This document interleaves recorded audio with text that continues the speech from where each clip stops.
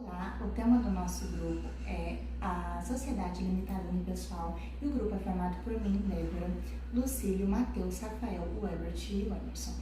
Bem, a Sociedade Limitada Unipessoal surgiu a partir da MP 881, em 2019, a MP conhecida da Liberdade Econômica, e após ela transformou-se na Lei 13.874. A proposta principal dessa MP, transformou-se em lei, é desburocratizar o sistema, a máquina e a criação de empresas no Brasil. Então ela veio para substituir a Eireli, cujas exigências eram tamanhas e impossibilitava muitas pessoas de ingressarem nesse ramo de empreendedorismo, de abertura de empresas. Então a Sociedade Limitada Unipessoal ela surgiu com mais ou menos os mesmos conceitos, porém menos burocrática e com menos exigências. Por exemplo, a Eireli, para ser aberta, ela precisava do capital inicial integralizado de 100 vezes o maior salário mínimo vigente. Isso já não é mais necessário. A pessoa pode investir com o que ela tiver, com o que ela puder, sem um limite mínimo. Entretanto, os seus bens pessoais continuam protegidos em caso de dívidas muito altas ou até mesmo falência. Então, os bens pessoais, o capital pessoal dessa pessoa não será usado para o pagamento dessas dívidas ou dessa falência. Então, essa pessoa continua protegida nos mesmos termos da Eireli. E bem como a pessoa pode entrar sozinha, como única sócia, como o próprio nome já diz, sociedade unipessoal. Então, ela entra sozinha e sem a obrigação de precisar de outras pessoas para abrirem essa empresa com ela, né, em formato de sócios. Então, enfim, a Sociedade Limitada Unipessoal veio para facilitar e desburocratizar a máquina, com mais ou menos os mesmos conceitos da Eireli, porém substituindo-a. A Eireli passou a deixar de existir em 2021 e todas as que eram a Eireli vão passar agora a ser limitada unipessoal, e as que irão abrir de agora em diante já nem mais passarão pela Eireli, já começam como Sociedade Limitada Unipessoal. Bom, boa noite a todos, boa noite professora, né? Boa noite colegas, dando prosseguimento à apresentação, né? Logo depois da nossa colega Débora, né? Que apresentou o primeiro tópico aí, né? Que ela falou um pouco sobre a definição que vem a ser, né? Essa sociedade limitada unipessoal. Dando prosseguimento à apresentação, eu vou falar um pouco sobre quem que pode ser sócio, né? Dessa empresa ou dessa sociedade limitada unipessoal. Então, assim, uma vantagem da sociedade limitada unipessoal é que pode ser construído por qualquer pessoa que esteja apta a ser empresário, né? Basicamente é isso, né? Aí você inclui aí pessoas físicas, pessoas jurídicas, né? Pessoas que exercem ou possuem alguma atividade profissional regulamentada, como médicos, fisioterapeutas, administradores, enfim, pessoas não impedidas legalmente, né? Pessoas com capacidade civil, né? Quem que vem a ser isso? Quem que vem a ser isso? No Código Civil, ele diz que toda pessoa é capaz de direitos e deveres na ordem civil, né? A incapacidade é exceção, né? Então são incapazes aqueles discriminados pela legislação, que são menores de 16 anos, deficientes mentais, enfim. Então basicamente é isso, né? Quem pode construir uma sociedade limitada no pessoal? Toda pessoa apta a ser, né, um empresário, né? Resumindo, você tem a pessoa física, tem a pessoa jurídica, você tem uma pessoa que não impedido legalmente e você tem uma pessoa com capacidade civil. Essas pessoas pode constituir, pode ser sócio dessa empresa limitada unipessoal. Para a abertura de uma sociedade unipessoal limitada, você vai seguir os mesmos moldes de criação para outros tipos de empresa, né? Você deve definir o seu modelo de negócio, a área que você vai atuar e o nome da sua empresa. Você também deve escolher um formato de negócio. Se você vai se cadastrar como MEI, ME, EPP ou empresa de grande e médio porte. Isso define mais ou menos o que você almeja, que lucros você almeja ter e em que produto você atua, trabalha, né? Isso vai definir o modelo de empresa, o formato de empresa que você vai ter. Você também deve escolher um CNAE. CNAE é o Cadastro Nacional de Atividades Econômicas. Esse cadastro serve para você distinguir o produto que você vai trabalhar. Aquela empresa vai atuar com tal produto e ela tem esse CNAE específico. Você também deve escolher o regime tributário. Regime tributário, nesse tipo de empresa, geralmente se usa o Simples Nacional, mas também o lucro presumido e o lucro real. São outros tipos tributários que também se possa ter com esse formato de empresa. É indispensável também a elaboração de um contrato social, tá? Qualquer empresa, né, é indispensável você obter esse contrato, fazer esse contrato durante a criação da sua empresa. E você também deve, dependendo da atividade que você atue, você deve ter um alvará de localização para você atuar naquele local. Você deve ir a junta do município, a prefeitura, que seja, e exigir esse contrato para você atuar ali e não ser multado. E também você deve obter uma inscrição estadual. A inscrição estadual é necessário para abater os impostos, né, e emitir notas fiscais para você quanto comerciante.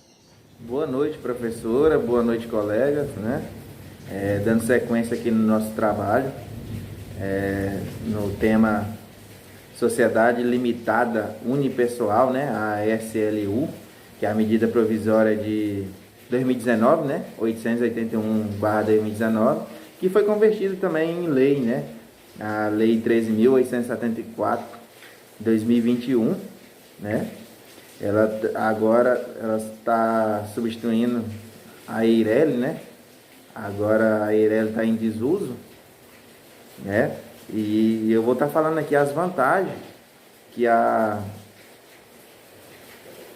própria SLU traz em relação à EIRELI, né? Tinha grandes problemas aí na questão do investimento, né? O investimento inicial, que tinha que ter no mínimo 100 salários, né, para poder investir. Essa aí foi uma das grandes vantagens para estar incentivando o empreendedorismo no Brasil, né? Facilita também, porque não precisa, que a antiga EIRELI necessitava de um sócio para poder ser aberta, né? E a SLU não. A SLU não precisa do sócio, como já fala, né? É unipessoal. Então essa é uma das vantagens que essa medida provisória, que essa lei trouxe em relação à EIRELI, né? Olha, diante de todas as vantagens que foram faladas sobre a sociedade limitada unipessoal, dentre elas abertura de empresas sem necessidade de um sócio, preservação dos bens pessoais, sem restrição pelo tipo de atividade, onde abrange até mesmo médicos, dentistas, contadores, engenheiros, arquitetos, entre outros. Também não há necessidade de capital social para iniciar a empresa, né? Traz facilidade e um valor acessível para a abertura da sociedade. A pergunta que fica é o seguinte: é possível ter mais de uma sociedade limitada unipessoal? O empreendedor precisa ter conhecimento de uma única exceção, o MEI, o microempreendedor individual, porque as regras desse tipo de empresa não permitem uma outra empresa ao mesmo tempo. Fora isso, não há restrições desse tipo de relação à sociedade limitada unipessoal.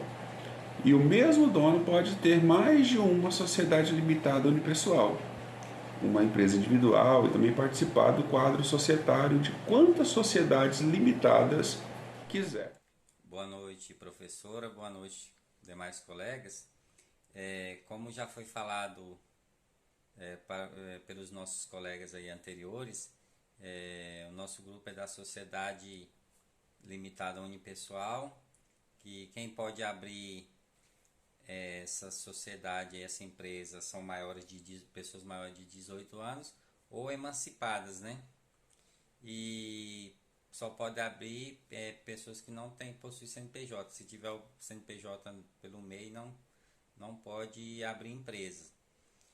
E como foi falado aí, eu e o Matheus foi o último a falar aí da criação dessa empresa, que tem que ter os dados da empresa, né, limitada, tem que ter o CNAE, endereço,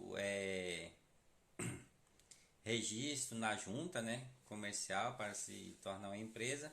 Eu vou estar mostrando para vocês aqui uma empresa fictícia que a gente criou aqui, da Sociedade Limitada Unipessoal.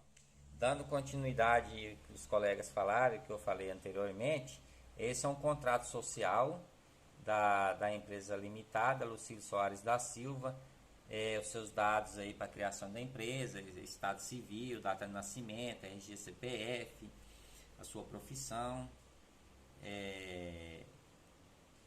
tem as cláusulas, né, que regem esse contrato.